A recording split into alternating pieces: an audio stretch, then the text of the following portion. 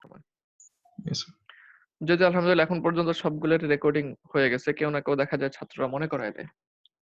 তো এটা খেয়াল রেখো। তো চার্লস জেকব হচ্ছে একজন ভদ্রলোক যিনি হচ্ছে নয়েল এক্সট্রাকশন থিওরি অর্থাৎ আমরা যখন কম্বার মেশিন চালাবো আ তখন হচ্ছে কত পার্সেন্ট নয়েল আ বের হতে পারে, কত পার্সেন্ট নয়েল এক্সট্রাকশন হতে পারে। এক্সট্রাকশন মানে বের করে নিয়ে আসা। কত পার্সেন্ট নয়েল হচ্ছে বের হতে পারে। এইটা মেশিন চালানোর আগেই যেন আমরা ক্যালকুলেট করে বের করে ফেলতে পারি। এজন্য একটা হচ্ছে আ তিনি ইকুয়েশন দাঁড়া করিয়েছিলেন। আমি আবারও বলি চার্লস জেকব এক ভদ্রলোক তিনি যেটা করেছিলেন একটা ইকুয়েশন ডেভেলপ করেছিলেন। যে ইকুয়েশনের দ্বারা আমরা হচ্ছে আ মেশিন প্রসেস চলাকালীন সময়ে বা প্রসেস চলাকালীন সময়ের আগেই আমরা বলে দিতে পারবো যে আ এই প্রসেসে মেশিন চললে কত পার্সেন্ট নয়েল হবে আরকি। এই সংক্রান্ত আইডিয়াটা আমরা আগেই বের করে নিতে পারবো। তো এই জায়গা থেকেই উনার এই ইকুয়েশনটা যে ডেভেলপ করার জন্য উনি যেই সিস্টেম ব্যবহার করেছিলেন, যেই পদ্ধতি ওটাকেই আমরা বলি noil extraction theory of Jacob. Charles জেকবের নামানুসারে এটাকে হচ্ছে a noil extraction theory of Jacob বলা হয়। তো গত ক্লাসের থেকে আমাদের নিশ্চয়ই মনে আছে আমরা হচ্ছে কিছু টার্ম সম্পর্কে জেনেছিলাম। আ যে এই যে প্রথমত হচ্ছে আমরা ফিড ডিসট্যান্স মুভড পার সাইকেল এই জিনিসটা কি? এই জিনিসটা আমরা বলেছিলাম যে ফিড রোলার একটা নিপিং সাইকেল মানে কিন্তু ওই সিকোয়েন্সের ১০ টা সিকোয়েন্স মিলে একটা সাইকেল। তো এই ১০ টা সিকোয়েন্সের মধ্যে একটা সিকোয়েন্স ছিল হচ্ছে ফিড। আমরা A নাম্বার সিকোয়েন্সই ফিড দিয়ে শুরু করেছিলাম। তো ফিড মানে কি? ফিড মানে হচ্ছে ফিড রোলার একবার ঘুরে কতটুকু ম্যাটেরিয়ালকে ফিড দেয়। ওটাকেই আমরা বলি হচ্ছে ফিড। এটা একটা টার্ম। ২য় টার্ম আমাদের যেটা জানা দরকার ছিল যে ফিডের কিন্তু ২ ধরনের ফিড হয়। একটা হচ্ছে ফরওয়ার্ড ফিড, একটা হচ্ছে ব্যাকওয়ার্ড ফিড। তো ফরওয়ার্ড ফিড মানে কি? ফরওয়ার্ড ফিড আর ব্যাকওয়ার্ড ফিডের পার্থক্য হচ্ছে যেটা, এই ২ টা টার্ম হচ্ছে ২ টা সিকোয়েন্সের সাথে সম্পর্কিত। একটা হচ্ছে আ আমাদের নিপার্স ফরওয়ার্ড আরেকটা হচ্ছে নিপার্স ব্যাকওয়ার্ড। এই ২ টা সিকোয়েন্সের সাথে সম্পর্কিত। নিপার্স ফরওয়ার্ড সিকোয়েন্স এ যেটা হয় নিপারের সামনের দিকে আগায়। তো নিপারের সামনের দিকে আগানোর সময় যদি ফিড রোলার ফিড দেয় তখন সেটাকে আমরা বলি ফরওয়ার্ড ফিড। আর নিপার্সরা ব্যাকওয়ার্ড পজিশনে আসার সময় যদি ফিড রোলার ফিড দিতে থাকে তখন সেটাকে আমরা বলি হচ্ছে ব্যাকওয়ার্ড ফিড। তো এই ২ টা টার্মও আমাদের গত ক্লাসে হয়ে গেছিল যে ফরওয়ার্ড ফিড কাকে বলে, ব্যাকওয়ার্ড ফিড কাকে বলে এবং আমরা বলেছিলাম মেশিন ফরওয়ার্ড অথবা ব্যাকওয়ার্ড ফিড ২ পদ্ধতির যেকোনো একটাতে চলবে। ৩য় আরেকটা টার্ম আমাদের জানা রাখা দরকার নয়েল থিওরি শুরু করার আগে সেটা হচ্ছে ডিটাচমেন্ট সেটিং। ডিটাচমেন্ট সেটিং কাকে বলে? আমরা বলেছিলাম এই যে নিচের ছবিটা দেখে যে নিপাট থেকে শুরু করে ডিটাচিং রোলারের সর্বনিম্ন দূরত্ব। সর্বনিম্ন শব্দটা এইজন্য আসছিল যে নিপাররা তো তাদের জায়গায় ফিক্সড না। তারা কখনো ফরওয়ার্ড পজিশনে আসে, কখনো ব্যাকওয়ার্ড পজিশনে যায়। তাহলে তো ডিটাচিং রোলারের চাইতে নিপারের দূরত্ব তো ফিক্সড থাকে না। কখনো কম থাকে, কখনো বেশি থাকে। তো কোন দূরত্বটা ডিটাচমেন্ট সেটিং হবে? তো উত্তর হচ্ছে যে আ সর্বনিম্ন দূরত্ব। অর্থাৎ নিপারের যখন তারা মোস্ট ফরওয়ার্ড পজিশনে চলে আসে, তখনই কিন্তু তারা নিপারের ডিটাচিং রোলারের সবচাইতে কাছাকাছি চলে আসে। নিপাররা যখন মোস্ট ফরওয়ার্ড পজিশনে আসে, তখনই কিন্তু ডিটাচিং রোলারের সাথে নিপারের দূরত্বটা সর্বনিম্ন হয়। তো ওই সর্বনিম্ন দূরত্বটাই হচ্ছে ডিটাচমেন্ট সেটিং। নিপারের সাথে ডিটাচিং রোলারের সর্বনিম্ন দূরত্বটাকেই বলা হচ্ছে ডিটাচমেন্ট সেটিং। এই ৩ টা টার্ম নিয়ে আমাদেরকে নয়েল থিওরি শুরু করতে হবে। তো ১ম এ আমরা চলে আসি আমাদেরকে বলা হচ্ছে Noel elimination with backward feed. অর্থাৎ ব্যাকওয়ার্ড ফিড এর জন্য আমরা যেহেতু মাত্রই বলে আসলাম ফিড সিস্টেম ২ ধরনের। একটা হচ্ছে ফরওয়ার্ড ফিড আরেকটা হচ্ছে ব্যাকওয়ার্ড ফিড। তো এই ফরওয়ার্ড এবং ব্যাকওয়ার্ড এই ২ ধরনের সিস্টেমের জন্যই নয়েল থিওরির ফর্মুলা আলাদা, আলাদা হবে। তো আমরা ১ম এ ব্যাকওয়ার্ড ফিডটাকে পড়ে নিচ্ছি আরকি। আমরা ব্যাকওয়ার্ড ফিড এর জন্য নয়েল থিওরিটা বের করব। তো ব্যাকওয়ার্ড ফিড মানে কি আবারও বলে ফেলি, ব্যাকওয়ার্ড ফিড মানে হচ্ছে নিপাররা ব্যাকওয়ার্ড পজিশনে আসার সময় যদি ফিড রোলার ফিড দেয় তাহলে তাকে আমরা বলবো হচ্ছে ব্যাকওয়ার্ড ফিড। আচ্ছা ডিটাচমেন্ট সেটিং কে আমরা জানি, ফরওয়ার্ড ফিড আমরা জানি। আমরা হচ্ছে মূল আলোচনায় ফিরে যাই। তো সবার ১ম এ আমাদেরকে এখান থেকে যে জায়গা থেকে আমরা শুরু করব আ এটা তো আমরা চিনি নিশ্চয়ই ডায়াগ্রামটাকে। এটা টপ নিপার, এটা বটম নিপার, এটা হচ্ছে তোমার Feed ফিড roller রোলার এবং এই ২ টা হচ্ছে ডিটাচিং রোলার। detected. তো এই ছবিটাকেই বলা হচ্ছে তোমার ডিটাচমেন্ট সেটিং। এখানেই দেখানো হচ্ছে। তার মানে নিপাররা সবচেয়ে মোস্ট ফরওয়ার্ড পজিশনে এখন আছে। তো এইটা ডায়াগ্রামটা আসলে যদি আমরা এখন ডিটাচিং স্টেপটাকে কল্পনা করি, যে ডিটাচিং স্টেপটাকে যদি আমরা কল্পনা করি, তো আমরা সবার ১ম হচ্ছে ডিটাচিং স্টেপ দিয়ে শুরু করি আমরা চিন্তা করা। তো ডিটাচিং স্টেপে কি হয়? ডিটাচিং স্টেপে হচ্ছে ডিটাচিং রোলার সে ফরওয়ার্ড মুভমেন্ট দেয়। আমি আরেকটু মনে করিয়ে দেই। ডিটাচিং রোলার কিন্তু ব্যাকওয়ার্ড মুভমেন্টও দেয়, আবার হচ্ছে ফরওয়ার্ড মুভমেন্টও দেয়। ওয়েবকে যখন রিটার্ন করার প্রয়োজন পড়ে, ওয়েব রিটার্ন সিকোয়েন্সে ডিটাচিং রোলার ব্যাকওয়ার্ড মুভমেন্ট দেয়। আর ডিটাচিং সিকোয়েন্সে এসে ডিটাচিং রোলার ফরওয়ার্ড মুভমেন্ট দেয়। তো এখন ডিটাচিং স্টেপে এসে আমরা দেখতে পাচ্ছি যে আমরা এখন হচ্ছে যেহেতু নয়েল নিয়ে চিন্তা, তো যেই মুহূর্তের ছবিটা আঁকা হয়েছে এটা হচ্ছে এখনো ডিটাচিং রোলার ফরওয়ার্ড মুভমেন্ট দেয়া শুরু করে নাই। এখনই শুরু করতে যাচ্ছে। এরকম একটা মুহূর্ত আমরা ধরে নেই। যে ডিটাচিং রোলার ফরওয়ার্ড মুভমেন্ট দেয়া সে পুরাপুরি শুরু করে নাই। আ এখনই হচ্ছে ডিটাচিং রোলারটা ফরওয়ার্ড মুভমেন্ট দিবে। তো এখনই যদি ফরওয়ার্ড মুভমেন্ট দেয়, তো ডিটাচিং রোলার এখন আমি হচ্ছে আ একটা ফাইবার আঁকি দেখো। নিপাট থেকে শুরু করে আমি একটা ফাইবার আঁকলাম। মনে করো এই একটা ফাইবার, বা এটা মনে হয় বোঝা যাচ্ছে না। এখান থেকে আমি এই একটা ফাইবার আঁকলাম। তো এখন আমি এমন একটা ফাইবার আঁকলাম দেখো, যেই ফাইবারের দৈর্ঘ্যটা এর সমান, এবং এর সমান হওয়ার কারণে এই ফাইবারটা কিন্তু ডিটাচিং রোলারের নিপ পয়েন্ট পর্যন্ত পৌঁছে গেছে। অর্থাৎ ডিটাচিং রোলার ২ টা পরস্পর যেই পয়েন্টে এসে একত্রিত হয়ে যায় সেটাকে আমরা বলছি নিপ পয়েন্ট। তো এই ফাইবারটা আমি যেটা আঁকলাম তার দৈর্ঘ্য কিন্তু অবশ্যই এর সমান, এবং এর সমান হওয়ার কারণেই এই ফাইবারটার সামনের প্রান্তটা কিন্তু ডিটাচিং রোলারের মধ্যবর্তী জায়গায় চলে এসেছে। তো আসলে সুবিধা কি? আসলে সুবিধা হচ্ছে ডিটাচিং রোলার যখনই ঘুরবে, যতটুকুই ঘুরুক না কেন, যত অল্পই ঘুরুক না কেন, যখনই ঘুরবে এই ফাইবারটা কিন্তু ডিটাচিং রোলারের ভিতরে চলে আসবে। তোমাদের নিশ্চয়ই মনে পড়ে যে ডিটাচিং রোলারের ভিতরে যে ফাইবারটা চলে আসবে, এই ফাইবারটা কিন্তু কখনোই কমড আউট হয়ে যাওয়ার কোনো ধরনের কোনো সম্ভাবনা নাই। আমি তোমাদেরকে হচ্ছে ভিডিও দেখিয়ে মনে করিয়ে দিচ্ছি যে ডিটাচিং রোলারের মাঝখানে যেই ল্যাপ ফাইবার গুলা থাকবে, বা ল্যাপের যে অংশটা ডিটাচিং রোলারের মাঝখানে থাকবে, তাদের কিন্তু কমড আউট হয়ে যাওয়ার কোনো ধরনের সম্ভাবনা নাই।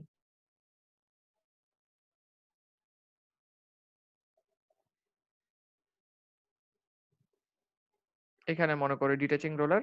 তো ডিটাচিং রোলারের মাঝখানে এই যে ফাইবার গুলা, এই ল্যাপের এই ফাইবার গুলির কিন্তু কমড আউট হয়ে যাওয়ার কোনো সম্ভাবনা নেই। তারা একবারেই নিরাপদ। তার মানে যেহেতু আমরা নয়েল নিয়ে কথা বলছি, তাই এই প্রসঙ্গটা আসলো। তার মানে ডিটাচিং স্টেপের দিকে যদি আমরা খেয়াল করি, তাহলে এই মাত্র যেই ফাইবারটাকে আঁকলাম, ডিটাচিং রোলার ঘোরা শুরু করা মাত্রই কিন্তু এই ফাইবারটা ডিটাচিং রোলারের ভিতরে চলে যাবে এবং সে নিরাপদ হয়ে যাবে। অর্থাৎ এই ফাইবারটা কোনোভাবেই নয়েলের মধ্যে গণ্য হবে না, নয়েলের অন্তর্ভুক্ত হবে না। এটা আমরা নিশ্চিতভাবে বলতে পারি। কিন্তু আমি এখন আরেকটা ফাইবার আঁকি। যে ফাইবারটা আমি এর সমান আঁকবো না, এর চাইতে ছোট আঁকবো। মনে করো এই ফাইবারটা। ঠিক আছে? এই ফাইবারটা আঁকলাম। তো ডিটাচিং হলে হবে কি? এই ফাইবারটা কিন্তু এখন যে অবস্থায় তাকে আঁকলাম, এই অবস্থায় কিন্তু সে টপ আর বটম নিপারের মাঝখানে ছিল, অর্থাৎ গ্রিপিং এর মধ্যে ছিল। কিন্তু যখনই ডিটাচিং রোলার ফরওয়ার্ড মুভমেন্ট দিবে, তখনই কিন্তু এই ফাইবারটা তার এই পজিশনে আর থাকতে পারবে না। বরঞ্চ সে হয়তো একটু সামনের দিকে চলে আসবে। এই যে ধরা যাক সে সামনের দিকে এসে এখানে চলে আসলো। ডট লাইন দিয়ে তাকে বুঝালাম আমি। তো পিছনের ছোট ফাইবারটা যদি এখন ডট লাইন দিয়ে সামনের দিকে চলে আসে, এই অবস্থায় কিন্তু এই ফাইবারটা হচ্ছে খুবই সমস্যায় পড়ে গেল। কেন? কারণ সে ডিটাচিং রোলারের ভিতরেও তো যেতে পারলই না। বরঞ্চ সে যে নিরাপদ আশ্রয়ে ছিল টপ আর বটম নিপারের মাঝখানে, সেই নিরাপদ আশ্রয় থেকে বের হয়ে এসে সে কিন্তু এখন একটা ভাসমান পদার্থে পরিণত হলো, ভাসমান ফাইবারে পরিণত হলো। যার ফলে ডিটাচিং এর পরেই যখন হচ্ছে নিপাররা ব্যাকওয়ার্ডে চলে আসবে এবং সার্কুলার কম্বের আওতায় চলে আসবে, তখনই কিন্তু এই শর্ট ফাইবারটা নয়েল হিসেবে গণ্য হবে, নয়েলের অন্তর্ভুক্ত হবে, কমড আউট হয়ে যাবে। এই কথাটা কি আমরা বুঝতে পারলাম কিনা? আমি তাহলে ২ টা সিনারিওর কথা বলেছি। একটা সিনারিও হচ্ছে ফাইবারের লেংথ যদি কমপক্ষে এর সমান হয়, তাহলে এই ফাইবারটার অবশ্যই ডিটাচিং রোলারের মিড পয়েন্টে চলে আসবে, এবং ডিটাচিং রোলার ঘোরা শুরু করা মাত্রই ফাইবারটা কিন্তু নিরাপদ পর্যায়ে পৌঁছে যাবে। আর যদি ফাইবারের লেংথ এর চাইতে ছোট হয়, যেমন আমি একটা ছোট ফাইবার আঁকলাম, তাহলে কিন্তু এই ফাইবারটার বাদ পড়ে যাওয়ার সমূহ সম্ভাবনা। কেন? কারণ ডিটাচিং রোলার ফরওয়ার্ড মুভমেন্ট দিলে দেখা যাবে যে এই ছোট ফাইবারটা একটু সামনে আসবে। আমি ডট লাইন দিয়ে বুঝিয়েছি। এই ডটেড পজিশনে সে চলে আসবে। আসলে সে ডিটাচিং রোলারের ভিতরেও যেতে পারল না। আবার ইতিমধ্যেই সে কিন্তু টপ আর বটম নিপার থেকে বাইরে বের হয়ে চলে আসছে। এবং সে কিন্তু এখন ভাসমান। পরবর্তী কম্বিং সিকোয়েন্সে গিয়েই কিন্তু এই ভাসমান ফাইবারটা নয়েল হিসেবে অন্তর্ভুক্ত হবে এবং কম্বিং সেগমেন্টের আ গায়ে লেগে সে হচ্ছে রিমুভ আউট হয়ে যাবে। এই ২ টা সিনারিও কি বুঝতে পারলাম? একটু ইয়েস স্যার, রেসপন্স করো তো। Yes sir. আচ্ছা, যদি কেউ না বুঝে থাকো তাহলেও আমাকে হচ্ছে চ্যাট বক্সে লিখে জানাতে পারো। কারণ আমরা হচ্ছে আ ধীরে, ধীরে সামনের দিকে আগাচ্ছি। তো এখন আরেকটা সিনারিও বলি তো, যদি আমি এখন তোমাদেরকে বলি, যদি কোন একটা ফাইবারের লেংথ এর চাইতে বেশি হয়, তাহলে তার কি হবে? এটা একটু বলো তো আমাকে। স্যার এর চাইতে বেশি হলে তো স্যার সেটা ডিটাচিং রোলারের গ্রিপিং পয়েন্টে চলে আসবে। তখন হ্যাঁ, সে তো স্যার আর সে নল তো আরো হিসেবে বেশি থাকবে না। নিরাপদ, তাই না? জি স্যার। হ্যাঁ, এটাই তো তোমাকে বুঝাতে চাচ্ছিলাম যে ৩ টা সিনারিও, যদি ফাইবারের লেংথ এর চাইতে ছোট হয় তাহলে সে বিপদের মধ্যে আছে। তো নিরাপদ কারা? নিরাপদ হওয়ার জন্য ফাইবারের লেংথ হতে হবে ন্যূনতম ই। আর যদি ফাইবারের লেংথ এর চাইতে বেশি হয় তাহলে তো তারা আরো বেশি নিরাপদ। এই ডিসিশনটা আমরা নিলাম ডিটাচিং সিকোয়েন্স থেকে। হ্যাঁ, আমরা ১ম এ বলেছি এই ডিসিশনটা আমরা নিলাম হচ্ছে ডিটাচিং সিকোয়েন্স থেকে। এখন ডান দিকের ডায়াগ্রামে আসি। এখানে একটা ত্রিভুজ দেখানো হচ্ছে। এই এই ত্রিভুজটা দিয়ে আসলে বোঝানো হচ্ছে আ এটা একটা ফাইবারের স্টেপল ডায়াগ্রাম। স্টেপল ডায়াগ্রাম মানে হচ্ছে স্টেপল লেংথ এর ফাইবারের ফ্লকে হচ্ছে ফাইবারের ডিফারেন্ট লেংথ এর ফাইবার গুলিকে আমরা সাজাবো। এমন একটা ডায়াগ্রাম। স্টেপল ডায়াগ্রাম হচ্ছে এমন একটা ডায়াগ্রাম যে ডায়াগ্রামে আমরা ফাইবারকে স্টেপল লেংথ অনুযায়ী সাজাবো। সবচাইতে লঙ্গার লেংথ টা থাকবে হচ্ছে বাম দিকে এবং সবচাইতে শর্টার লেংথ এর ফাইবার গুলি আস্তে, আস্তে ডান দিকে আসবে। তো আমরা এখন একটা স্টেপল ডায়াগ্রাম এঁকে ফেলি। আমরা এখন একটা স্টেপল ডায়াগ্রাম এঁকে ফেলি।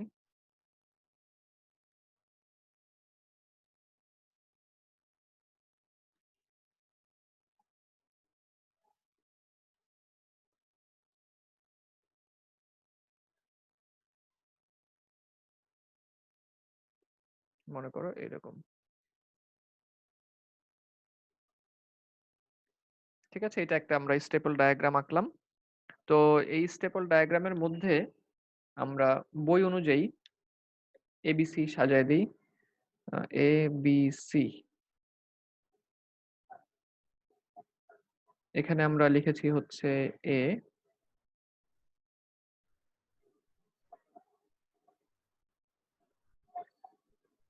এখানে হচ্ছে বি, এখানে হচ্ছে সি,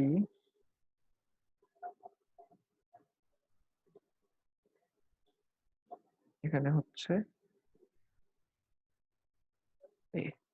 আচ্ছা, এ বি সি, এটা একটা আমরা স্টেপল ডায়াগ্রাম আঁকলাম। তো স্টেপল ডায়াগ্রামের মধ্যে এই যে লেংথটা আমরা পেয়েছিলাম ই এর সমান, যে আমরা পেয়েছিলাম কি টিকে থাকতে হলে ডিটাচিং সিকোয়েন্সে টিকে থাকতে হলে ফাইবারের ন্যূনতম লেংথ লাগবে হচ্ছে আমার ই। তো এই ই লেংথটাকে আমরা হচ্ছে এক জায়গায় বসায় দিই। যে ওই লেংথটা ই লেংথটাকে আমরা এক জায়গায় বসায় দিই। অর্থাৎ ই লেংথের যেই ফাইবারটা হবে, এটা তো আমরা বললাম স্টেপল ডায়াগ্রাম। এই স্টেপল ডায়াগ্রামে সবচেয়ে লঙ্গার লেংথের ফাইবারটা হচ্ছে বাম দিকে বসবে। আর শর্টার লেংথের ফাইবার গুলি ধীরে, ধীরে ডান দিকে আসবে। তো ই লেংথটাকে আমরা এক জায়গায় বসায় দেই। ধরে নিলাম আমরা যেই লেংথটাকে ই বলছি সেটার লেংথ হচ্ছে এইটা। ঠিক আছে? এটা হচ্ছে আমাদের ওই ই লেংথ। তো এই ই লেংথটাকে আমাদের হচ্ছে বইতে বোঝানো হয়েছে। আমি বইয়েরটাই দিয়ে যাই। যেকোনো একটা দিলেই হবে যেন আমরা কনফিউজড না হই। বইয়েরটাই আমরা দেই। আমাদের বইয়ে ওইটাকে বলা হয়েছে এমএন। বইয়ে আমাদেরকে বলা হয়েছে MN. Small M, small N. আচ্ছা, এমএন। আর এমএন বলতে আমরা কোন লেংথটাকে বোঝাচ্ছি? এমএন বলতে আমরা বোঝাচ্ছি হচ্ছে ই কে। তাই আমরা উপরে ইও লিখে দিলাম। ঠিক আছে? হুম, মোটামুটি হয়ে গেছে। এই হচ্ছে আমাদের ই। ঠিক আছে, এখন আমরা চলে যাই আবার। তাহলে ই এর লেংথের এই ডিসিশনটা আমরা পেলাম কি, ই এর লেংথটাকে আমরা বলছি mn। তার মানে ডিটাচিং সিকোয়েন্স অনুযায়ী আমরা এই সিদ্ধান্তে আসতে পারলাম যে ফাইবারের লেংথ যদি স্টেপল ডায়াগ্রামে mn এর বাম দিকে যায়, অর্থাৎ mn এর চাইতে বড় হয়, তাহলেই কেবলমাত্র সেই ফাইবারটা কিন্তু টিকে থাকবে। আর যে সমস্ত ফাইবারের লেংথ mn এর চাইতে ছোট হবে, অর্থাৎ যে সমস্ত ফাইবারগুলো স্টেপল ডায়াগ্রামে mn এর ডান দিকে থাকবে, তারা কিন্তু নয়েল হিসেবে অন্তর্ভুক্ত, তারা নয়েলের অন্তর্ভুক্ত হবে, তারা হচ্ছে কমড আউট হয়ে যাবে। ঠিক আছে, আশা করি এইটুকু বুঝতে পারছি। এবং এই ডিসিশনটা আমরা নিচ্ছি কিন্তু ডিটাচিং স্টেপ থেকে, এটা খেয়াল রেখো। এরপরে আমরা হচ্ছে আবারও থিওরিতেই চলে আসি। তো ডিটাচিং এর পরে আসলে কি হয়? ডিটাচিং এর পরে আমি হচ্ছে তোমাদেরকে আবারও ভিডিও দেখে একটু মনে করায় দিই। এই এই মনে করো ডিটাচিং হয়ে গেছে। ডিটাচিং যখন হয়ে যায় তখন যেটা হয় যে নিপার্স ব্যাকওয়ার্ড শুরু হয়, ওয়েব রিটার্ন হয়, পিসিং হয়, ডিটাচিং হয়। তারপরে নিপার্সরা ব্যাকওয়ার্ড পজিশনে আসতে শুরু করে, এবং ব্যাকওয়ার্ড পজিশনে যখন আসতে শুরু করে তখন কিন্তু আসলে হচ্ছে ল্যাপ যেটা পিসিং এর মাধ্যমে আমরা জোড়া লাগিয়েছিলাম এই জায়গাতে, ল্যাপটা কিন্তু তখন ছিঁড়ে যাবে। কেন ছিঁড়ে যাবে? কারণ নিপাররা যখন পিছনের দিকে আসতে চাইবে তখন তো হচ্ছে ল্যাপের মধ্যে অবশ্যই টান পড়বে। আর ল্যাপটা যেহেতু এই ডিটাচিং রোলারের এই পয়েন্টে ধরে রাখা, সুতরাং এই পয়েন্টে কিন্তু হচ্ছে ল্যাপটা ছিঁড়ে যাবে। এখন আমাকে একটু হচ্ছে যে উত্তরটা আমি তোমাদের কাছ থেকে জানতে চাইবো সেটা হচ্ছে, ডিটাচিং এর পরে যখন নিপার্সরা পিছনের দিকে আসতে শুরু করে তখন কিন্তু একই সাথে টপ নিপার উপরের থেকে নিচে নামে। খেয়াল করো, এই যে টপ নিপার উপরের থেকে নিচে নেমে যেইটুকু ল্যাপ ছিল এই ল্যাপটুকুকে কিন্তু নিপ করে ফেলে, নিপিং হয়ে গেল। তো তার মানে ডিটাচিং এর পরবর্তী ধাপেই নিপাররা যখন ব্যাকওয়ার্ড পজিশনে আসতে শুরু করে, তখন নিপাররা যখন ব্যাকওয়ার্ড পজিশনে আসতে শুরু করে ল্যাপটা ছিঁড়ে গেল। এখন আমাকে একটু কেউ বলতে পারবে কিনা এই টপ আর বটম নিপারের মুখে, টপ আর বটম নিপারের মুখে হচ্ছে যতটুকু ফাইবার আছে এইটুকু ফাইবারের লেংথ কত? অর্থাৎ মাত্রই ডিটাচিং রোলার হচ্ছে মাত্রই ডিটাচিং শেষ হয়ে গেল, এই যে ল্যাপটা ছিঁড়ে গেল, এই ল্যাপটা ছিঁড়ে গেল এখান থেকে। তো এখন নিপারের মুখে এই যে যতটুকু ল্যাপ আছে এইটুকু ল্যাপের দৈর্ঘ্য কত? এটা কি আমাকে কেউ বলতে স্যার পারবে? ই এর সমান। জি অবশ্যই এর সমান, এটা সঠিক উত্তর। কি নাম তোমার? স্যার কিবরিয়া। জি কিবরিয়া, ভালো উত্তর দিয়েছো। আশা করি অন্য সবাই বুঝতে পারতেছো। এটা হচ্ছে ই এর সমান। কেন ই এর সমান? কারণ নিপাররা তো ছিল সবচাইতে ক্লোজেস্ট পজিশনে ডিটাচিং রোলারের চাইতে, তো ওটাকে আমরা বলেছি ডিটাচমেন্ট সেটিং, যে সবচাইতে আহ, আহ, অল্প দূরত্ব, যেটা নিপারের সাথে ডিটাচিং রোলারের সবচাইতে কাছাকাছি দূরত্ব হচ্ছে ই। তার মানে ডিটাচিং রোলার থেকে যদি ল্যাপটা ছিঁড়ে যায় তাহলে নিপারের মুখে যেইটুকু ম্যাটেরিয়াল আছে ওইটুকু ম্যাটেরিয়ালের লেংথ হচ্ছে ই এর সমান। তো এই ই এর সমান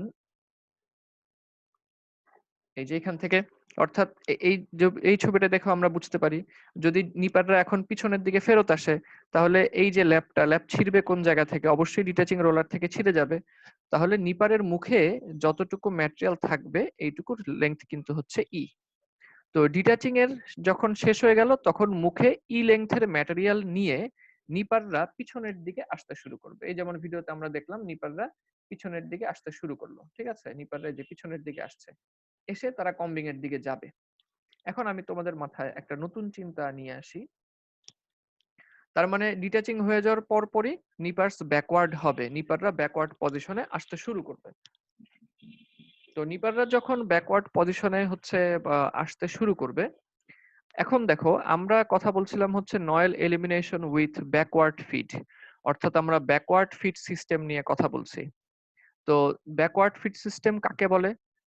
আমি মনে করিয়ে দিচ্ছি, ব্যাকওয়ার্ড ফিড সিস্টেম হচ্ছে নিপাররা যখন ব্যাকওয়ার্ড পজিশনে আসতে থাকে, নিপাররা যখন ব্যাকওয়ার্ড পজিশনে আসতে থাকে তখন যদি ফিড রোলার ফিড দিয়ে দেয় তাহলে সেটাকে আমরা বলবো হচ্ছে ব্যাকওয়ার্ড ফিড।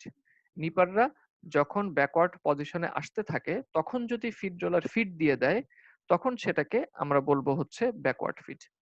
তাহলে এখন আমরা বলছি যে ডিটাচিং শেষ, নিপাররা ব্যাকওয়ার্ড পজিশনে আসতে শুরু করছে বা এসে যাচ্ছে, তাহলে ব্যাকওয়ার্ড ফিড সিস্টেম অনুযায়ী ফিড রোলার কিন্তু এই ব্যাকওয়ার্ডে আসার সময় সে ফিড দিয়ে দিবে।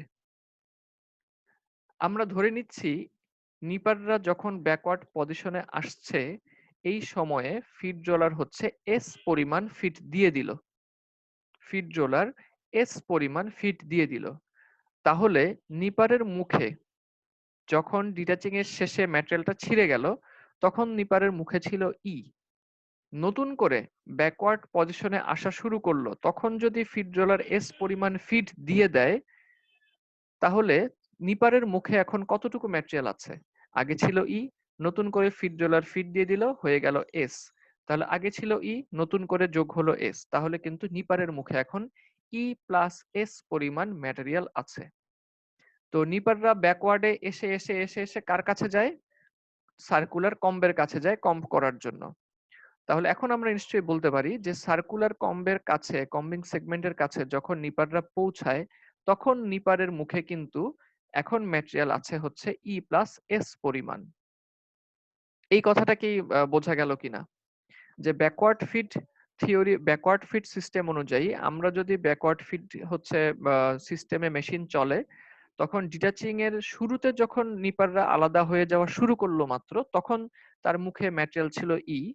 যেহেতু ব্যাকওয়ার্ড ফিড সিস্টেম, তার মানে নিপাররা ব্যাকওয়ার্ডে আসছে, আসতে আসতেই এস পরিমাণ ফিড হয়ে গেল, তাহলে ই প্লাস এস পরিমাণ তার মুখে জমা হলো। এই ই প্লাস এস পরিমাণ ল্যাপ নিয়েই কিন্তু নিপাররা হচ্ছে মোস্ট ব্যাকওয়ার্ড পজিশনে এসে কম্বিং সেগমেন্টের সামনে চলে আসবে। অর্থাৎ ব্যাকওয়ার্ড ফিট সিস্টেমে নিপাররা যখন কম্বিং সেগমেন্টের কাছে আসলো, তখন তার মুখের মধ্যে ম্যাটেরিয়ালের পরিমাণ হচ্ছে ই প্লাস এস লেংথের। এই কথাটা কি বোঝা গেল? কেউ একজন একটু রেসপন্স করো তো, এই কথাটা বুঝলে কিনা? স্যার যদি কেউ না বুঝে থাকো তাহলে হচ্ছে একটু আমাকে চ্যাট বক্সে জানিয়ে দিও, বা হচ্ছে আনমিউট করে আমাকে বলে দিও। আচ্ছা, তো তার মানে এখন কম্বিং সেগমেন্টের কাছে নিপারদের মুখে এখন ই প্লাস এস পরিমাণ ম্যাটেরিয়াল আছে। এখন কম্বিং শুরু হয়ে যাচ্ছে। এখন চিন্তা করে আমরা দেখব যে এখন যদি কোনো একটা ফাইবারকে টিকে থাকতে হয়, অর্থাৎ নয়েল হওয়া থেকে বেঁচে যেতে হয়, এখন তার লেংথ কতটুকু হওয়া প্রয়োজন? এসে তাহলে আমরা দেখি। যদি খেয়াল করে দেখো, এই যে ল্যাবটার সামনে এগিয়ে আসলো, আমরা মনে করো এখানে একটা ফাইবার রাখলাম। এই ফাইবারটা কি হচ্ছে মানে টিকে থাকবে নাকি নয়েল হিসেবে বাদ পড়ে যাবে? একটু বলো তো কেউ। নয়েল হিসেবে বাদ পড়ে জি, যাবে। নয়েল হিসেবে বাদ পড়ে যাবে। তাহলে নিশ্চয়ই আমরা বুঝতে পারছি ফাইবারের এখানে টিকে থাকার জন্য তার লেংথ লাগবে কিন্তু ন্যূনতম ই প্লাস ই এস এর প্লাস এস। সমপরিমাণ। হ্যাঁ, অর্থাৎ কম্বিং সিকোয়েন্স থেকে আমরা ডিসিশনটা যেটা নিতে পারি যে কম্বিং সিকোয়েন্সে এসে আমরা যে ডিসিশনটা নিতে পারি যে এইখানে থেকে আমরা বুঝলাম ফাইবারের লেংথ যদি ন্যূনতম ই প্লাস এস হয়, তাহলেই কিন্তু সে টিকে যাবে। আর যদি ই প্লাস এস এর চাইতে কম হয়, সে বাদ পড়বে। আর যেই ফাইবারের লেংথ ই প্লাস এস এর চাইতেও বেশি, তাহলে তো সে আরো ভালোভাবে টিকবে, সে আরো বেশি নিরাপদ। ঠিক আছে? এই ডিসিশনটা আমরা পেলাম যে কম্বিং সিকোয়েন্স থেকে আমরা পেলাম যে কোনো একটা ফাইবারকে যদি টিকে থাকতে হয়, তাহলে তার ন্যূনতম লেংথ হওয়া চাই হচ্ছে ই প্লাস এস। ই প্লাস এস এর চাইতে যদি লেংথ বেশি হয় তাহলে তো অবশ্যই ভালো, কিন্তু ই প্লাস এস এর চাইতে কম হলে সে বাদ পড়বে। এই ডিসিশনটা আমরা কম্বিং থেকে আমরা পেলাম। তো এই লেংথটা তাহলে আমরা এঁকে ফেলি, যে ডিসিশনটা আমরা এখন পেলাম ই প্লাস এস এর যে ডিসিশনটা এটা আমরা পেয়েছি। তাহলে ই যদি এটা হয় এম এন, তাহলে ই প্লাস এস লেংথটা নিশ্চয়ই ই এর চাইতে বড়। তাহলে তাকে কিন্তু ডান দিকে আঁকবো না, তাকে আঁকবো হচ্ছে এম এন এর বাম দিকে, যেহেতু ই প্লাস এস এই লেংথটা ই এর চাইতে বড় হবে। ঠিক আছে, তো আমরা এটাকে ধরে নিলাম হচ্ছে ই প্লাস এস। এটাকে আমরা বলছি ই প্লাস এস, এই দৈর্ঘ্যটাকে। আর আমাদের এই স্টেপল ডায়াগ্রামে এই দৈর্ঘ্যটাকে বোঝানোর জন্য ব্যবহার করা হয়েছে কিউ আর। তাহলে আমরা বইয়ের অনুযায়ী কিউ আর লিখে দিই, স্মল কিউ। অন্য যে কোনো অ্যালফাবেট লিখলেও হবে, আমি আসলে বইয়েরটাই লিখতে যাচ্ছি। হ্যাঁ, কিউ আর। ছোটবেলায় আমি হচ্ছে যখন সম্পাদ্য উপপাদ্য পড়তাম, বইয়ে যেটা এবিসি লেখা ছিল ওটা যদি না থাকতো আমার মাথায় প্যাচ লেগে যেত আর কি। তো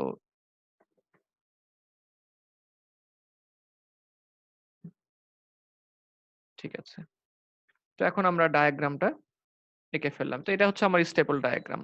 তার মানে কম্বিং সিকোয়েন্স থেকে আমরা যে হচ্ছে ডিসিশনটা পেলাম সেটা হচ্ছে ফাইবারের যদি টিকে থাকতে হয়, নয়েল থেকে বাঁচতে হয়, ঠিক আছে? তাহলে তার ন্যূনতম লেংথ হওয়া লাগবে হচ্ছে কিউআর। কিউআর এর চাইতে কম হলে সে বাদ পড়ে যাবে। কিউআর এর চাইতে যদি বেশি হয় তাহলেই সে টিকে থাকবে। এখন আমরা কিন্তু একটু ঝামেলায় পড়ে গেছি। ঝামেলায় পড়ছি কেন? কারণ আমরা ২ টা সিকোয়েন্স থেকে ২ ধরনের ডিসিশন পাচ্ছি। ডিটাচিং সিকোয়েন্স থেকে আমরা ডিসিশন পেয়েছিলাম হচ্ছে আ নয়েল কারা। ডিটাচিং সিকোয়েন্স থেকে যদি আমরা বলি নয়েল কারা, তাহলে বলা হচ্ছিল যে mn এর চাইতে যারা ছোট তারাই নয়েল। ঠিক আছে? mn এর চাইতে যারা বড় তারা টিকে যাচ্ছে। কম্বিং সিকোয়েন্স এ এসে আমরা জানতে পারলাম যে না, কথাটা পুরোপুরি সত্যি না। কম্বিং সিকোয়েন্স অনুযায়ী আমাদের ক্যালকুলেশন বলে যে কোন ফাইবারের লেংথ যদি কিউআর এর চাইতে কম হয় তারাই নয়েল। আর কিউআর এর চাইতে বড় হলে তারা হচ্ছে টিকে যাবে। তো এই অবস্থায় এসে আমরা কিন্তু একটু ঝামেলায় পড়ে গেলাম। কিছু এলাকা নিয়ে আমাদের কোনো মুশকিল নাই। যেমন এমএনবি এর কথা যদি বলি, তারা কিন্তু ২ বিচারেই ডিটাচিং বলি বা হচ্ছে কম্বিং বলি ২ বিচারেই তারা কিন্তু হচ্ছে তোমার বাদ পড়বে। তারা হচ্ছে নয়েল, তাই না? কারণ হচ্ছে আ আ তুমি ডিটাচিং বলো অথবা হচ্ছে আ ইয়ে বলো, এই কম্বিং সিকোয়েন্স বলো, ২ ডিসিশন থেকেই কিন্তু এমএনবি এই এলাকায় যে ফাইবাররা থাকবে তারা বাদ পড়ে যাবে ২ ডিসিশনেই। আবার আরেকটা চিন্তা করি, এই AQRC এইটা। AQRC এই এলাকার মধ্যে, এই লেংথের মধ্যে যেই ফাইবার গুলা থাকবে, এই লেংথের ফাইবার গুলি কিন্তু ২ বিচারেই টিকে যাবে। তারা কোনোভাবেই নয়েলে যাওয়ার উপায় নাই। আমি QR হিসাব করলেও হচ্ছে AQRC বেঁচে যায়। আবার MN হিসাব করলেও AQRC হচ্ছে তারা টিকে যাচ্ছে। কেউই কিন্তু বাদ পড়ছে না। মুশকিল হচ্ছে মাঝখানের জায়গাটা। মুশকিল হচ্ছে এই মাঝখানের জায়গাটা। এই QMNR এইটুকুর হচ্ছে সমস্যা। QMNR এইটুকু হচ্ছে সমস্যা। আমরা ঠিক সিওর না যে আ তারা কি থাকবে না বাদ পড়বে। যদি ডিটাচিং সিকোয়েন্স এর কথা চিন্তা করি, তাহলে ক্যালকুলেশন বলে যে MN এর চাইতে বড়। তাহলে QMNR টিকে যাবে। নয়েল হবে না। আবার যদি কম্বিং সিকোয়েন্স এর কথা চিন্তা করি, তাহলে সেই ডিসিশনটা বলছে যে QR এর চাইতে ছোট। তাহলে এরা বাদ পড়ে যাবে। এরা নয়েল হবে। এখন তাহলে করব কি? তো চার্লস জেকব যেই হচ্ছে তোমার পদ্ধতিকে অনুসরণ করেছিলেন, চার্লস জেকব হচ্ছে যেই পদ্ধতিকে অনুসরণ করেছিলেন সেটা হচ্ছে যে যেহেতু এই এলাকাটা হচ্ছে আমার আ আমরা কনফিউশনে আছি। এই এলাকাটার মধ্যে যেহেতু আমরা কনফিউশনে আছি, তাহলে কি করা যায়? তিনি হচ্ছে এখানে একটা মধ্যবর্তী লেংথ তুলে ধরলেন। আমি আগেই বলেছি যে হচ্ছে mn এর দৈর্ঘ্য কিন্তু অর্থাৎ ওই ডিট্যাচমেন্ট সেটিং এর সমান। আমি যদি mn এর সমান করে qn এর সমান্তরালে একটা দাগ টানি। এই দাগটা বইয়ে নাই, তোমাদেরও টানার দরকার নেই। আমি বোঝানোর জন্য বলবো। মনে করি এই যে একটা দাগ টানি। ঠিক আছে? তাহলে আমি নিশ্চয়ই বলতে পারি Q থেকে এই ডট লাইন পর্যন্ত দৈর্ঘ্য হচ্ছে কেউ একজন রেসপন্স করো। বুঝতেছো কিনা? Yes sir. হ্যাঁ। তাহলে Q আর স্যার এই নতুন দাগ এই পর্যন্ত দৈর্ঘ্য হচ্ছে তাহলে এই ডট থেকে আর পর্যন্ত এইটুকু দূরত্ব কত হবে বলো তো? Sir Q S. হ্যাঁ। কিউ আর পুরোটা হচ্ছে ই+এস। আর কিউ থেকে শুরু করে এই কমলা রঙের দাগ এইটুক হচ্ছে ই। তার মানে এই কমলা দাগ থেকে আর পর্যন্ত এইটুক হচ্ছে এস। চার্লস জেকব যেটা করলেন অর্ধেক এই এস এর অর্ধেক একটা দূরত্ব বেছে নিলেন। তিনি একটা দূরত্ব বেছে নিলেন যেটা ই এবং ই+এস এর মাঝামাঝি। সেটা হচ্ছে E+S/2। আমি হচ্ছে এটাকে একটু আঁকি। তিনি হচ্ছে E+S/2 একটা দৈর্ঘ্য বেছে নিলেন। আচ্ছা, আমার দাগটা কেন সমান হচ্ছে না? স্যার শিফট ধরে করলে সমান হবে। শিফট ধরে টানলে সমান হবে? আচ্ছা, হ্যাঁ, বাহ! ধন্যবাদ। ভালো বুদ্ধি স্যারে। শিফট ছেড়ে দিলাম।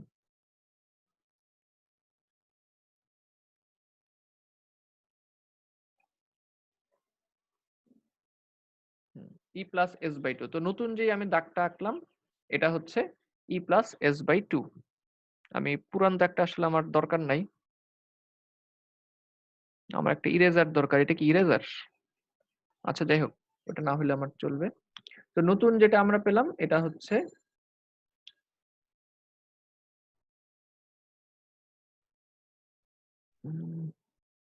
ই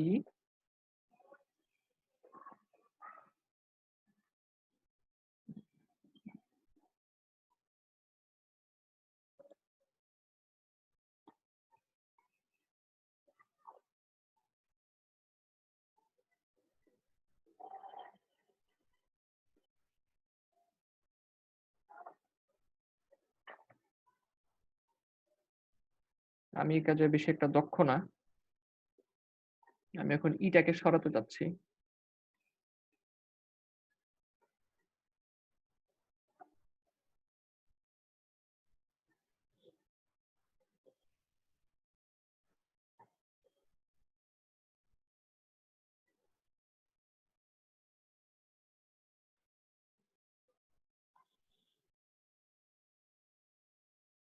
এটাকে কিভাবে সরানো যায় কেউ বলতে পারো?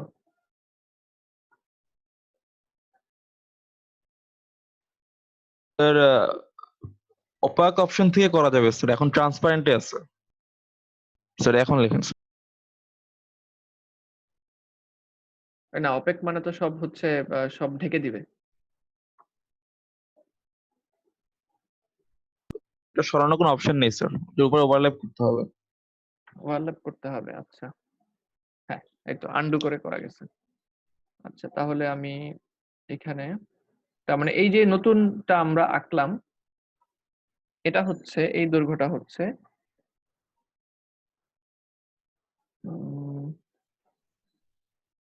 ই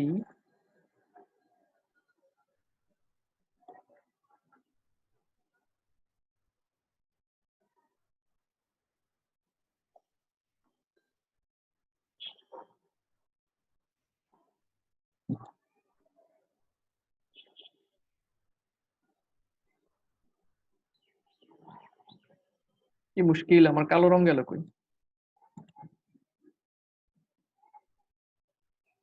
আচ্ছা সমস্যা নেই, এটা দিয়ে লিখতে থাকি। ই প্লাস এস বাই 2।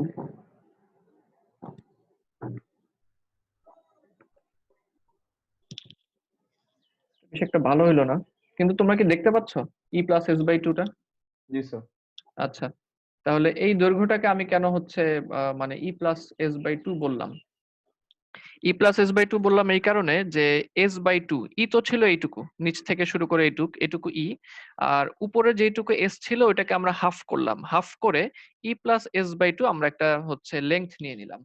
অর্থাৎ ই এবং ই প্লাস এস এটা নিয়েই যেহেতু আমাদের হচ্ছে বেশ কনফিউশন দেখা যাচ্ছে, তাহলে আমরা করলাম কি, এটার একটা হাফ নিয়ে একটা দৈর্ঘ্য বের করে নিয়ে আসলাম, যেটাকে হচ্ছে বলা হচ্ছে ই প্লাস এস বাই 2। আমাদের বইতে ই প্লাস এস বাই 2 কে বোঝানো হচ্ছে ও এবং পি দিয়ে, ও এবং পি দিয়ে আমাদের এখানে বোঝানো হচ্ছে, এটা ও আর এটা হচ্ছে P. E plus S by 2 নেওয়ার মানে হচ্ছে এটা যে ই প্লাস এস বাই 2 এই দৈর্ঘ্যটা হচ্ছে ই এবং ই প্লাস এস এর মাঝামাঝি, ই এবং ই প্লাস এস এর মাঝামাঝি।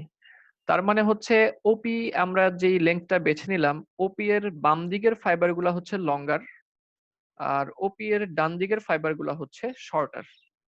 তো এখন যদি আমাকে বলা হয় যে ওপি এর বাম দিকে যেহেতু লঙ্গার ফাইবার, তো যদি আমরা চিন্তা করি কিউ এম এন আর এই ফাইবার গুলি নিয়ে, যেহেতু আমরা তাদের লেংথ নিয়ে কনফিউশনে ছিলাম, তো এখন যেহেতু আমরা হাফ করে ফেলছি, লঙ্গার হাফ হচ্ছে ওপি এর বাম দিকে, শর্টার হাফ হচ্ছে ওপি এর ডান দিকে, এখন কিন্তু আমরা এই ডিসিশনে আসতে পারি যে যদি বাদ পড়ে, নয়েল হিসেবে চলে যায়, তাহলে কাদের যাওয়ার সম্ভাবনা বেশি? অবশ্যই শর্টার হাফের বাদ পড়ার সম্ভাবনা বেশি, তাই না? আর যদি হচ্ছে টিকে যায়, তাহলে কাদের টিকার সম্ভাবনা বেশি? অবশ্যই লঙ্গার হাফের টিকে যাওয়ার সম্ভাবনা বেশি। এই জায়গায় এসে চার্লস জেকব তিনি এই ই এবং ই প্লাস এস এর মাঝামাঝি একটা দৈর্ঘ্য ওপি যেটা বের করলেন, যার লেংথ হচ্ছে ই প্লাস এস বাই 2, এবং তিনি এই ডিসিশনে আসলেন যেহেতু ওপি এর চাইতে যারা বড়, লঙ্গার হাফ যারা বাম দিকে, তাদেরই টিকে যাওয়ার সম্ভাবনা বেশি, তাহলে এটাই ফাইনালি তিনি ধরে নিলেন যে ওপি এর বাম দিকে যারা, তারা হচ্ছে টিকে যাবে, আর ওপি এর ডান দিকে যারা, তারা হচ্ছে বাদ পড়বে। অর্থাৎ টোটালি ফাইনালি আমরা যেটা আসলাম যে কাদেরকে আমরা হচ্ছে ফাইনালি তোমার ধরবো যে তারা নয়েল হবে, সেটা হচ্ছে এই ও, পি এবং বি, তারা হচ্ছে নয়েল হিসেবে চলে যাবে। এই ও, পি, বি তারা হচ্ছে নয়েল হবে কার তুলনায়? এই সমগ্র ফাইবারের তুলনায়। অর্থাৎ যে সমস্ত ফাইবারের লেংথ ওপি এর চাইতে হচ্ছে বড়, তারা হচ্ছে টিকে যাচ্ছে। আর যে সমস্ত ফাইবারের লেংথ হচ্ছে ওপি এর চাইতে ছোট, তারা হচ্ছে বাদ পড়ে যাচ্ছে। এই কথাটা কি বোঝা গেল? Yes sir. আচ্ছা, তাহলে এখানে আমরা এই জি স্যার। এবার হচ্ছে এই স্টেবল ডায়াগ্রামে চলে আসি, যে এটাই আঁকার চেষ্টা করা হয়েছে। আমি এটাই হচ্ছে আলাদা করে আঁকার চেষ্টা করছিলাম যে ওপি এম এন ছিল ই, কিওয়ার্ড ছিল ই প্লাস এস, তার হাফ করলে e plus S by two. Half কিভাবে করতে হয় ওটা আমি ওখানে দেখিয়েছি যে কিভাবে e plus S by two নিলাম বাড়তি কয়েকটা দাগ দিয়ে। তোমরা এটা দিলেই চলবে। আর এই তাহলে এখন তাহলে আমরা কি পেলাম শেষমেশ, যে নয়েল কোনটা? নয়েল হচ্ছে ওপি এর ডান দিকে যে সমস্ত ফাইবার থাকবে তারাই নয়েল, আর ওপি এর বাম দিকে যারা থাকবে তারা হচ্ছে টিকে যাবে, ওই সমস্ত ফাইবার লঙ্গার ফাইবার। এখন আমরা যদি নয়েল পার্সেন্টেজ বের করি, পার্সেন্টেজ যদি বের করতে চাই তাহলে কি হবে? নয়েল পার্সেন্টেজ বের করতে চাইলে আমরা যেটা পাবো, যেহেতু স্টেবল ডায়াগ্রামটাকে আমরা ট্রায়াঙ্গেল শেপে এঁকে নিয়েছি আগেই, তার মানে আমরা বলতে পারি যে টোটাল ফাইবারের লেংথ হচ্ছে এবিসি, সরি টোটাল ফাইবারের হচ্ছে ট্রায়াঙ্গেল এবিসি, আর এই টোটাল ট্রায়াঙ্গেলের মধ্যে নয়েল হচ্ছে ট্রায়াঙ্গেল ওপিবি। বোঝা যাচ্ছে কি? P Yes, sir. পার্সেন্ট এখানে যেটা মনে হচ্ছে পি পার্সেন্ট, সেটা হচ্ছে জি, নয়েল স্যার। পার্সেন্টেজ। উপরে ওপিবি। ওপিবি কেন? কারণ হচ্ছে এই যে ওপি বলেছিলাম, ওপিটাই হচ্ছে আমাদের ফাইনাল ডিসিশন। ওপি এর ডান দিকে যারা থাকবে তারা বাদ পড়বে, তাই ট্রায়াঙ্গেল ওপিবিটা হচ্ছে নয়েল। নিচে সম্পূর্ণটা কতটুকুর মধ্যে ওপিবি? পুরাটুকুর মধ্যে। পুরাটুকু হচ্ছে এবিসি। ABC তার মানে এবিসি এর সাপেক্ষে ওপিবি যত পার্সেন্ট 100 দেয়া আছে, তার মানে এবিসি এর সাপেক্ষে ওপিবি যত পার্সেন্ট সেটাই হচ্ছে আমার নয়েল পার্সেন্টেজ। এই লাইনটা কি বুঝলাম?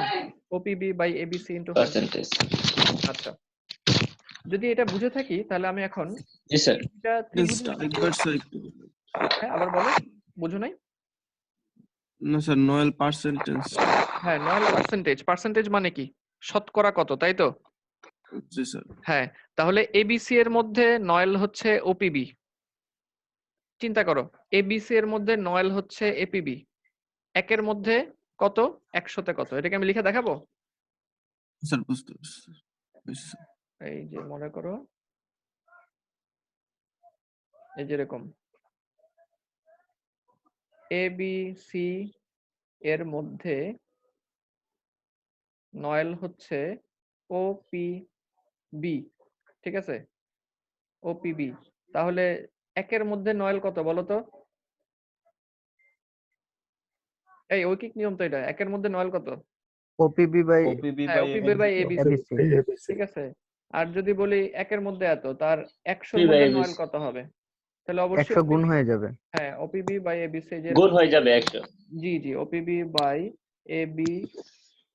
এবিসি গুণ 100, এই তো নয়েল পার্সেন্টেজ বের হয়ে যাবে তখন। 100। হ্যাঁ, এটাকেই হচ্ছে এখানে লেখা হয়েছে এভাবে যে ওপিবি বাই এবিসি ইন্টু 100। এখন এখানে আমরা একটু ঝামেলা আছে। ঝামেলাটা হচ্ছে কি, ওপিবি ত্রিভুজটা দেখো তো, এটা কি একটা সমকোণী ত্রিভুজ না? POB, Yes, sir. পিওবি একটা সমকোণী ত্রিভুজ, আর এবিসি যেটা সেটাও কিন্তু একটা সমকোণী ত্রিভুজ, তাই না? Yes, sir. ঠিক আছে, এবিসিও একটা সমকোণী ত্রিভুজ। এই ত্রিভুজের মধ্যে কি কি জিনিস মিলে, কি কি জিনিস সমান, খেয়াল করে জি দেখো। স্যার। এবিসি এবং ওপিবি এর মধ্যে angle A is equal to angle O, যেহেতু দুইটাই সমকোণ, ঠিক আছে?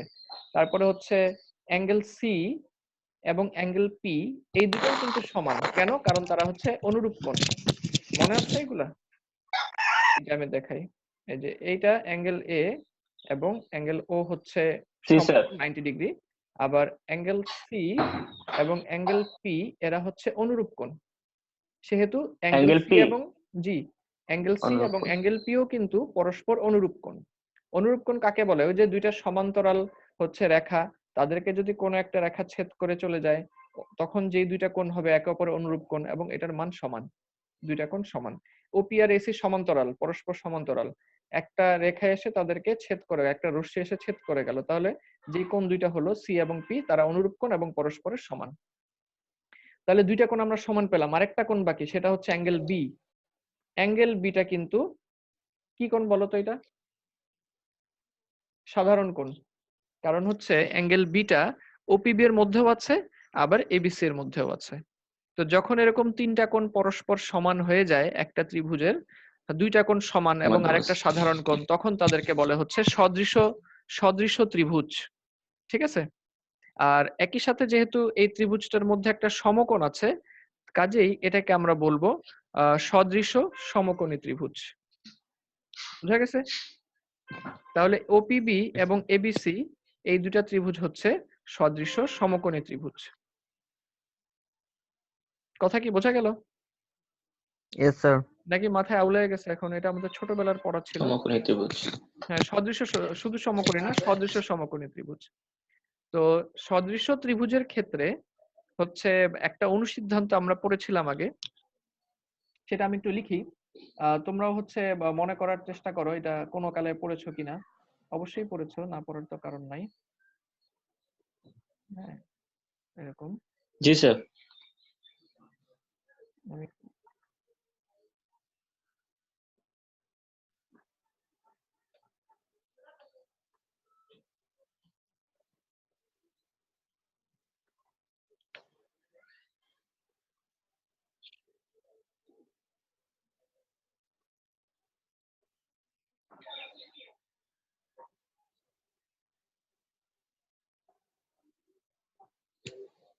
বাংলা লেখা কাজ করছে না কেন?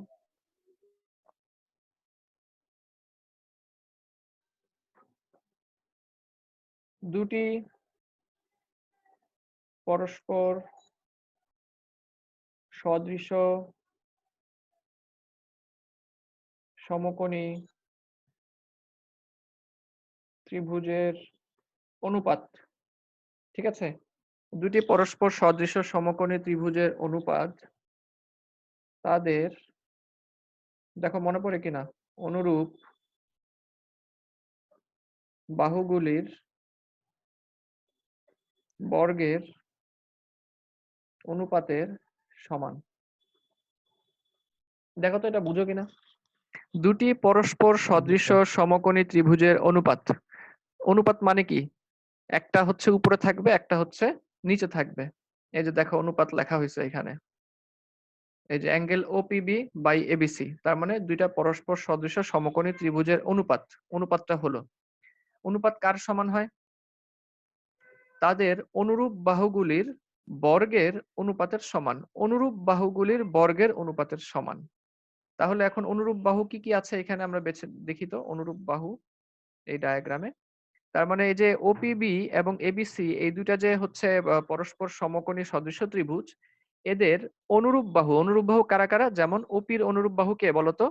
ওপির অনুরূপ বাহু হচ্ছে এসি। এসি। তারপরে বিপির অনুরূপ বাহু হচ্ছে বিসি, আর ওবি এর অনুরূপ বাহু হচ্ছে এবি। তাহলে এদের বর্গের অনুপাতের সমান হচ্ছে এই ত্রিভুজের অনুপাত দুইটা। তার মানে তোমরা লিখে রাখো খাতায়, আমি মুখে বলি।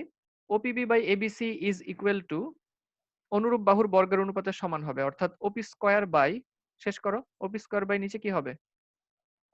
অনুরূপ বাহু কোনটা? AC square. হ্যাঁ, OP square AC by AB square. Square is equal to, শুধু এইটার না কিন্তু সবগুলা বাহুর ক্ষেত্রে এটা খাটবে। ওপি স্কয়ার বাই এসি জি sir. Square is equal to BP square by BC square is equal to OB square by AB square. বোঝা যাচ্ছে কি? অর্থাৎ এই যে আমরা হচ্ছে ত্রিভুজের দুইটার অনুপাত ওপিবি এবং এবিসি, এই অনুপাতগুলি হবে হচ্ছে সব ক্ষেত্রেই বর্গের অনুপাতের, অনুরূপ বাহুর বর্গের অনুপাতের সমান হবে। আমার মনে হয় তোমরা এখানে এসে একটু আটকায় গেছো। আচ্ছা, এখানে এই যে ত্রিভুজ বলতে শুধু দুইটাকে মনে করি, ও বিপি এবং হচ্ছে এ বিসি, এই দুইটা সদৃশ ত্রিভুজ। তাহলে আমরা বললাম যে এই দুইটা যদি হচ্ছে সদৃশ ত্রিভুজ হয়,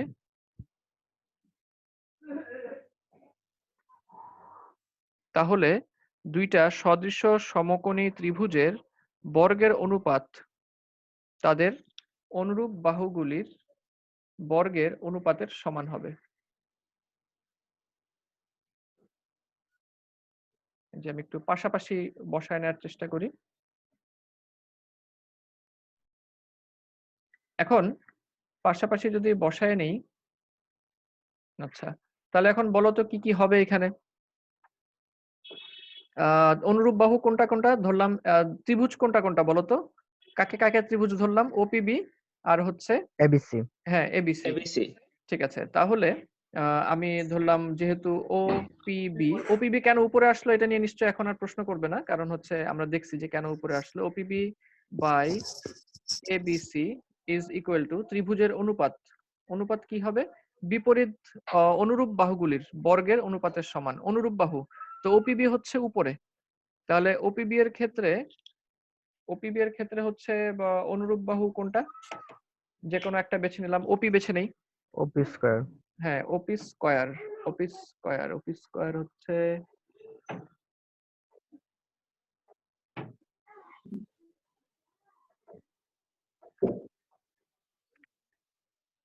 আচ্ছা এই যে ওপি স্কয়ার। তাহলে ওপি স্কয়ারের পরই কাকে নিব আমরা, ওপি স্কয়ারের পরে আমরা নিয়ে নিব বাই হচ্ছে হ্যাঁ S by square. AC square. AC ABC থেকে স্কয়ার। নিলাম, যেহেতু ওপি এর অনুরূপ বাহু হচ্ছে এসি, তাহলে হচ্ছে এসি স্কয়ার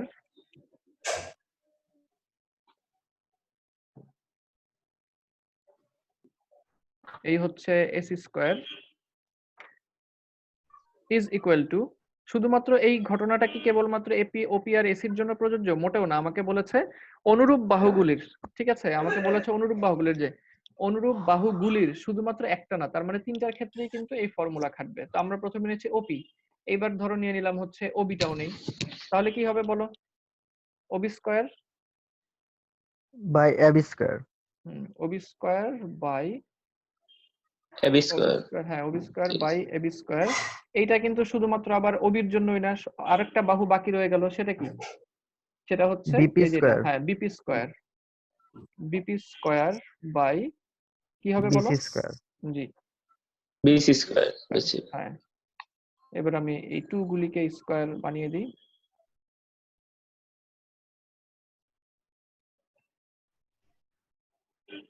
ঠিক আছে,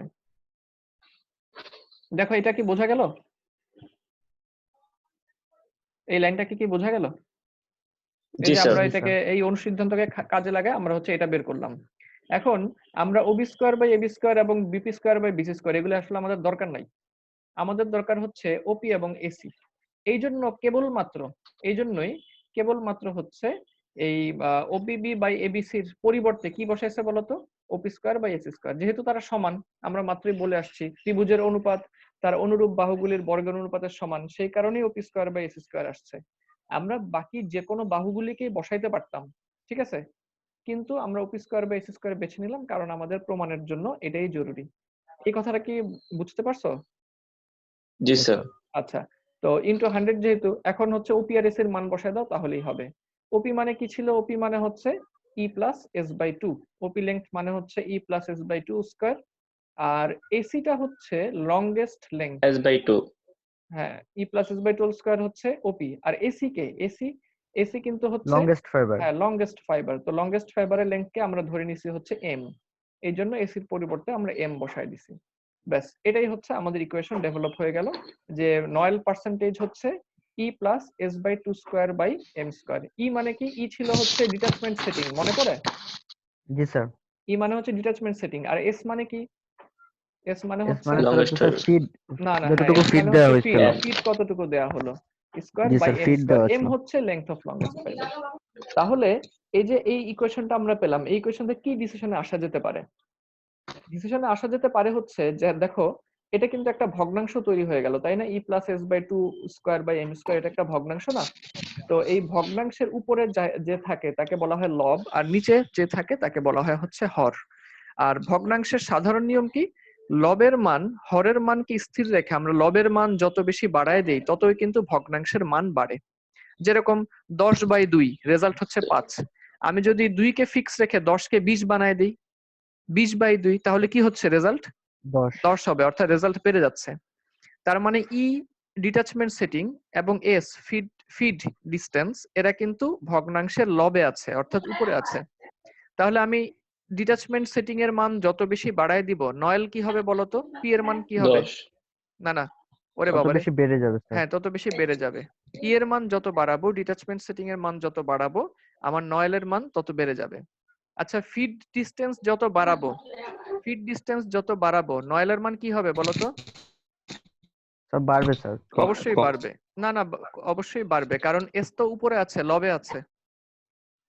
এই যে এটা হচ্ছে মূল ভগ্নাংশ, এস হচ্ছে ভগ্নাংশের উপরে অর্থাৎ লব। লবের মান আমি যত বেশি বাড়াই তত বেশি ভগ্নাংশের মান বাড়ে। অর্থাৎ জি স্যার। ডিটাচমেন্ট সেটিং যত বাড়াবো আমার নয়েল বাড়বে। এটা কিন্তু ব্যাকওয়ার্ড ফিডের জন্য, আবারও বলে দিই এই ফর্মুলাটা। ফিডের মান যত বাড়াবো আমার হচ্ছে ততই নয়েলের মান বাড়বে।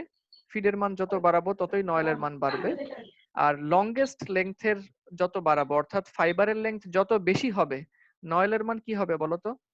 তত কমে যাবে। তত কমে যাবে। হ্যাঁ, ফাইবারের লেংথ যত বেশি বাড়াবো, ফাইবারের লেংথ বাড়ালে তো লংগেস্ট লেংথও বেড়ে যাবে। তো আবার হচ্ছে যত লঙ্গার লেংথের ফাইবার ব্যবহার করব আমার নয়েলের মান তত বেশি হচ্ছে কমে যাবে। তাহলে এই তিনটা লাইনই হচ্ছে আমাদের ব্যাকওয়ার্ড ফিডের জন্য আমাদের জরুরি। এই তিনটা লাইনকে বের করার জন্যই হচ্ছে এই নয়েল থিওরিকে ব্যবহার করা হয়েছে। আমি আবারও তাহলে সামারিটা বলে দিই। ই মানে হচ্ছে ডিটাচমেন্ট সেটিং, যেহেতু ভগ্নাংশের উপরে আছে তারা লব, লবের মান যত বেশি বাড়ায় তত বেশি ভগ্নাংশের মান বাড়ে। উদাহরণ কি? উদাহরণ হচ্ছে 10/2 সমান হচ্ছে 5, আর লবের মান বাড়ায় দিই 20/2, ভগ্নাংশের মান কিন্তু বেড়ে যাচ্ছে, 10 হয়ে যাচ্ছে। তো এখানে ওইরকম ডিটাচমেন্ট সেটিং এর মান যত বাড়বো, মান যত বাড়াই দিব তত হচ্ছে নয়েল বাড়বে। এস হচ্ছে ফিড ডিস্টেন্স যত বাড়াবো নয়েল তত বেড়ে যাবে। এবং এম হচ্ছে লংগেস্ট ফাইবারের লেংথ। তো যত বেশি লঙ্গার ফাইবার ব্যবহার করব আমার নয়েল তত কমে যাবে, যেহেতু এই এম হচ্ছে ভগ্নাংশের হরে আছে। ব্যাস। তাহলে এস যত বেশি বাড়াই, আচ্ছা বলো তো ফিড যদি বাড়াই প্রোডাকশন কি হবে? প্রোডাকশন বাড়বে কিন্তু স্যার হ্যাঁ, কোয়ালিটি কমে যাবে। হ্যাঁ প্রোডাকশন বাড়বে। তাহলে এখন বলো তো যদি এইখানে খেয়াল করো যে নয়েল থিওরির ক্ষেত্রে ব্যাকওয়ার্ড ফিডে আমি এস যত বেশি বাড়িয়ে দিব, নয়েল কি হচ্ছে এখানে? বেড়ে যাচ্ছে। হ্যাঁ, নয়েল বেড়ে যাচ্ছে। আচ্ছা, নয়েল যদি শর্ট ফাইবার বেড়ে যায় তাহলে কোয়ালিটি কি হবে? এস যত বেশি বাড়াচ্ছি ফিড বাড়াচ্ছি, কিন্তু এই ফর্মুলা বলতেছে ফিড বাড়ালে আমার নয়েলও কি হচ্ছে? বেড়ে যাচ্ছে। নয়েল বেড়ে যাচ্ছে মানে প্রচুর শর্ট ফাইবার রিমুভ হচ্ছে, তাহলে কোয়ালিটি কি হবে বলো তো? ভালো হবে নাকি খারাপ কোয়ালিটি হবে? ভালো হবে কমে স্যার, হ্যাঁ, যাবে। কোয়ালিটি ভালো হবে না স্যার, না, কোয়ালিটি ভালো হবে। ভালো হবে স্যার। হ্যাঁ, কারণ নয়েল বাড়াচ্ছি তার মানে প্রচুর পরিমাণ শর্ট ফাইবার ফেলে দিচ্ছি। শর্ট ফাইবার ফেলে দেওয়া তো ভালো, তার মানে কি হবে? জি স্যার। কোয়ালিটি বেড়ে যাবে। বোঝা গেছে কি? Yes sir. তার মানে ব্যাকওয়ার্ড ফিডের ক্ষেত্রে আমরা যদি ফিড বাড়াই, এই কথাটা মাথায় রাখো। আসলে এই কথাটা বলার জন্যই আমি এই থিওরিটা বলছি। ব্যাকওয়ার্ড ফিডের ক্ষেত্রে যদি আমি ফিড ডিসটেন্স যত বেশি বাড়াই আমার নয়েলের পরিমাণ বেড়ে যাচ্ছে, অর্থাৎ হচ্ছে আমার কোয়ালিটিটা কিন্তু ভালো হচ্ছে, কিন্তু প্রোডাকশন কি হচ্ছে? কোয়ালিটি ভালো হচ্ছে, প্রচুর শর্ট ফাইবার ফেলে দিচ্ছি, কোয়ালিটি খুব প্রোডাকশন ভালো কমে হচ্ছে। যাবে। হ্যাঁ, প্রোডাকশন ভালো কমে যাবে। প্রোডাকশন কমে। হ্যাঁ, প্রোডাকশন কমে যাবে। অর্থাৎ আমার কোয়ালিটি বেসড যদি হয় তখন আমি ব্যাকওয়ার্ড ফিড ব্যবহার করব। এবার আমরা গত ক্লাসে যেটা পড়েছিলাম দেখো তো, এই যে দেখো লেখা আছে ব্যাকওয়ার্ড ফিড, ব্র্যাকেটে লেখা আছে হাই কোয়ালিটি। বোঝা গেল কি জন্য? জি স্যার। হ্যাঁ, ব্যাকওয়ার্ড ফিডের ক্ষেত্রে হচ্ছে হাই কোয়ালিটি পাওয়া যাবে। কেন? কারণ ব্যাকওয়ার্ড ফিডে আমি যতই ফিড ডিসটেন্স বাড়ায় দিব তত বেশি হচ্ছে আমার নয়েল বেড়ে যাচ্ছে। নয়েল বাড়িয়ে দেওয়া মানে শর্ট ফাইবারকে প্রচুর শর্ট ফাইবার ফেলে দিচ্ছি, তাহলে আমার কোয়ালিটি বেটার কোয়ালিটি পাবো, কিন্তু প্রোডাকশনটা কম হবে তখন। বুঝতে পারছি? Yes sir. আচ্ছা, আশা করি এই লাইনটা তখন বুঝতে পারছো যে ব্যাকওয়ার্ড ফিড ব্র্যাকেটে লেখা ছিল হাই কোয়ালিটি, কোয়ালিটি বাড়বে। ব্যাকওয়ার্ড ফিডের ক্ষেত্রে এস এর মান বাড়ায় দিলে কিন্তু প্রোডাকশন কিন্তু কমে যাবে। ফর্মুলা থেকে আমরা এই ডিসিশনে আসলাম, ফর্মুলা থেকে। ঠিক আছে, কোনো প্রশ্ন আছে কি? কোনো প্রশ্ন আছে? No sir. ঠিক আছে, প্রশ্ন না থাকলে আমি শেষ করছি। তোমাদের অ্যাটেন্ডেন্স দেওয়া বাকি না? জি স্যার। অ্যাটেন্ডেন্স আমি মাঝখানে দেই নাই, কারণ বিষয়টা আমার কাছে মনে হয়েছে একবারে শেষ করতে হবে। সেটাই ভালো হয়েছে স্যার। মাঝখানে অ্যাটেন্ডেন্স দিলে বাধা পড়তো।